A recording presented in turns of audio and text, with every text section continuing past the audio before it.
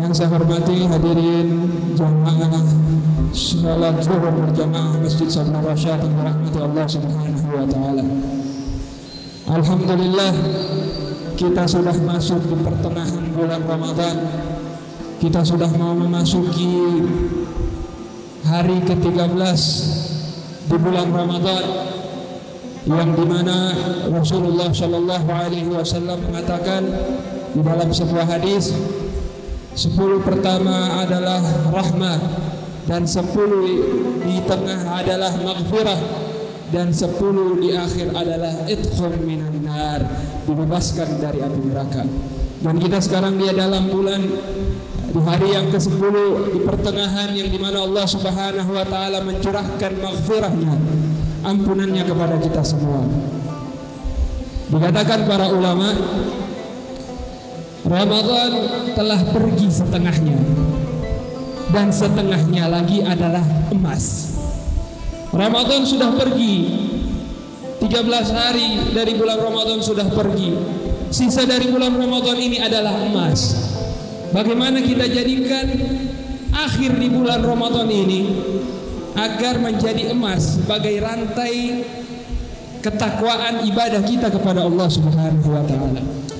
Ibnu Al-Jauzi mempunyai perumpamaan tentang kualitas puasanya seseorang.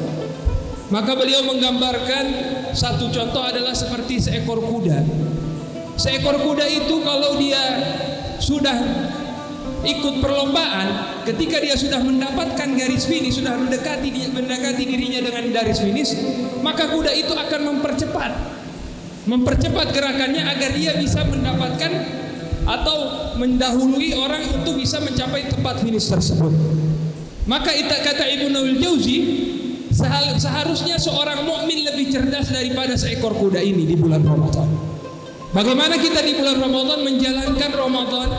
Semakin Ramadan berakhir, semakin tekankan ketakwaan kita kepada Allah, semakin semakin kuat ibadah kita kepada Allah Subhanahu wa taala hingga kita sampai di bulan Ramadan. Maka pada kesempatan kali ini saya akan menjelaskan tentang hal yang berhubungan dengan fidyah.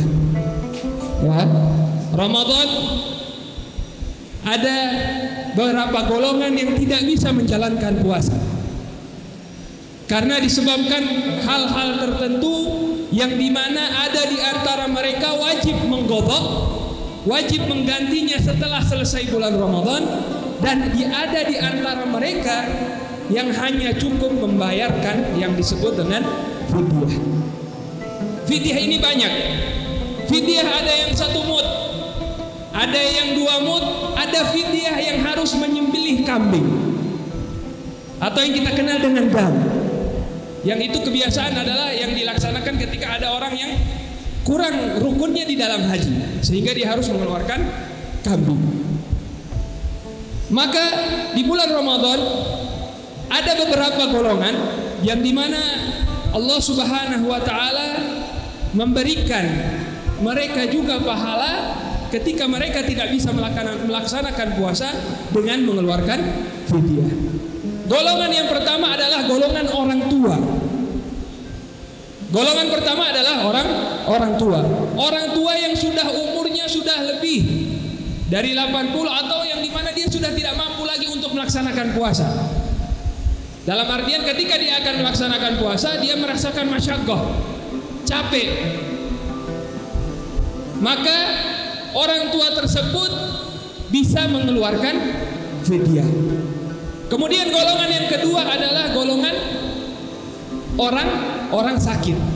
Orang sakit di sini ada 2. Orang sakit yang wajib mengqadha, artinya dia mengganti ketika dia tidak bisa berpuasa di Ramadan karena sakit, maka orang tersebut menggantinya di hari akhir atau di hari di luar bulan Ramadan. Wa ma minkum min safarin aw fa'iddatun min ayyamin ukhra. Kalau kita dalam perjalanan atau dalam keadaan sakit, maka diganti setelah di luar di bulan Ramadan. Orang sakit di sini ada 2. Orang sakit yang tidak akan pernah sembuh, dan ada orang sakit yang bisa sembuh. Orang yang sakit yang tidak bisa sembuh maka mereka menggantinya dengan fidyah, mengeluarkan fidyah. Tapi kalau orang yang hanya sakit, masih ada kemungkinan untuk sembuh, maka orang tersebut tidak mengeluarkan fidyah, akan tetapi mengganti puasanya apabila dia tidak berpuasa di bulan Ramadan. Kemudian yang ketiga adalah orang yang ibu-ibu, wanita hamil atau wanita menyusui. Wanita hamil dan wanita menyusui, dia bisa jadi mengeluarkan fidyah dan qadha, dan bisa hanya mengqadha puasa, tapi tanpa perlu mengganti fidyah. Contoh, perempuan yang hamil atau menyusui yang tidak mengeluarkan fidyah adalah ketika dia takut kepada dirinya atau kepada anaknya. Jadi dia takut kedua-duanya, takut kepada dirinya dan takut kepada anaknya, atau takut kepada dirinya dan takut kepada anak yang dikandungannya. Maka perempuan tersebut hanya mengqadha, tidak mengeluarkan fidyah. Tetapi kalau perempuan tersebut takut hanya kepada anaknya, maka perempuan tersebut wajib mengeluarkan fidyah.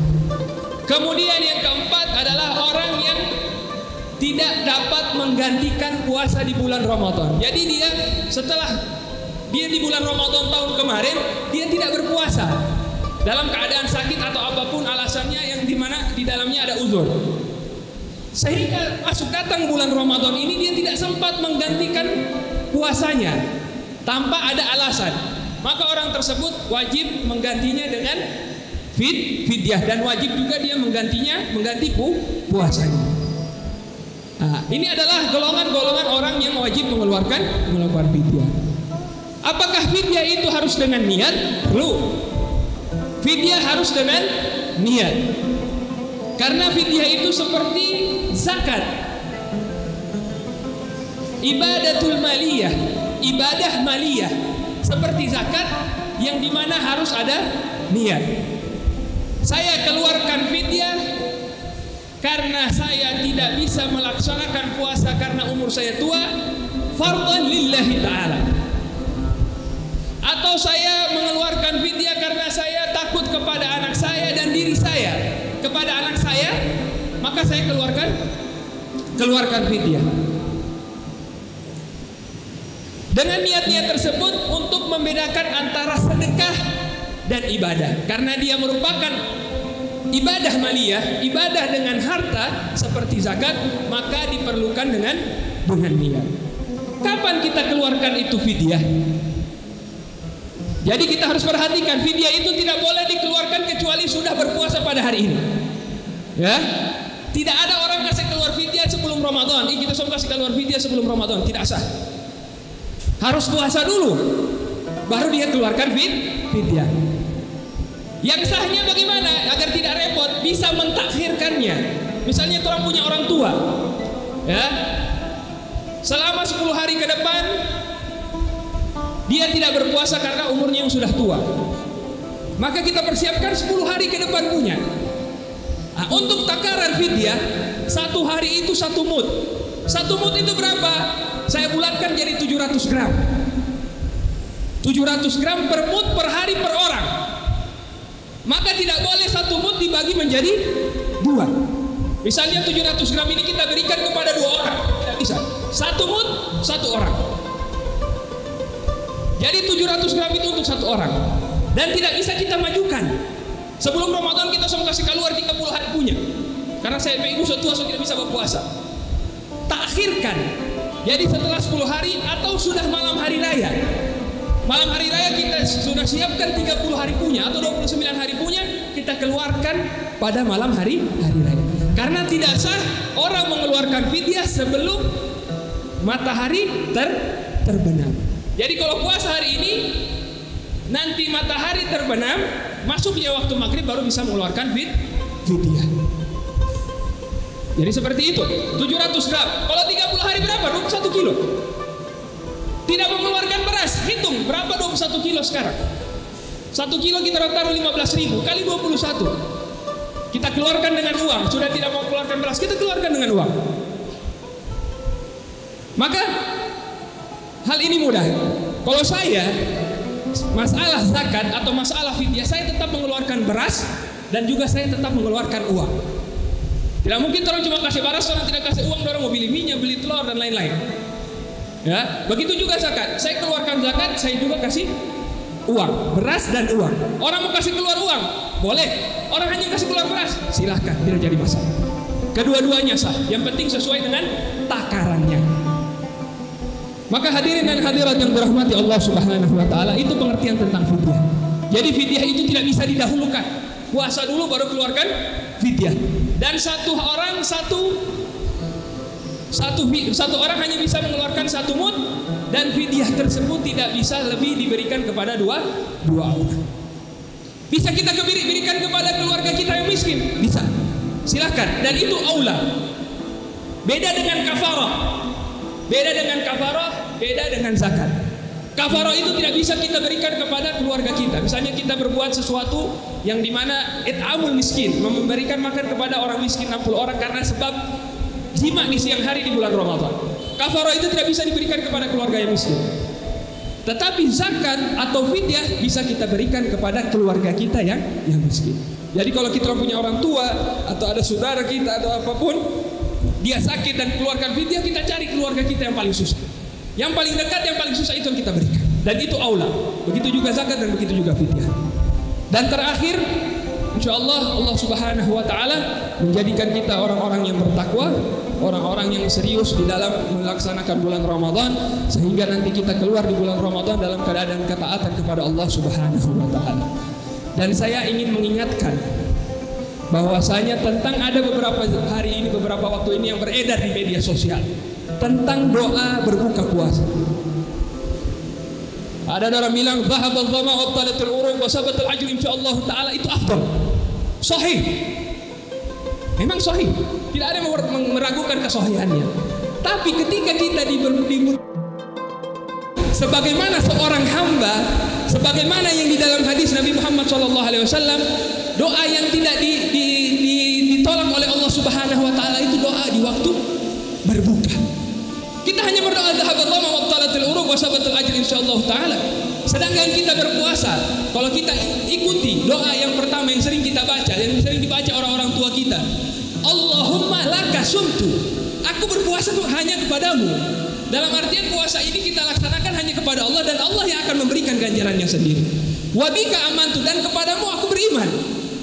Wa ala rizkika, dengan rizkimu aku berbuka puasa. Kemudian sambung lagi, zahabadh dhama, telah engkau hilangkan hausku. Wa btalatil uruq, dan urat-urat ini mulai bersambung kembali. Wa thabatul ajr, dan insyaallah pahala kita ditetapkan oleh Allah Subhanahu wa taala.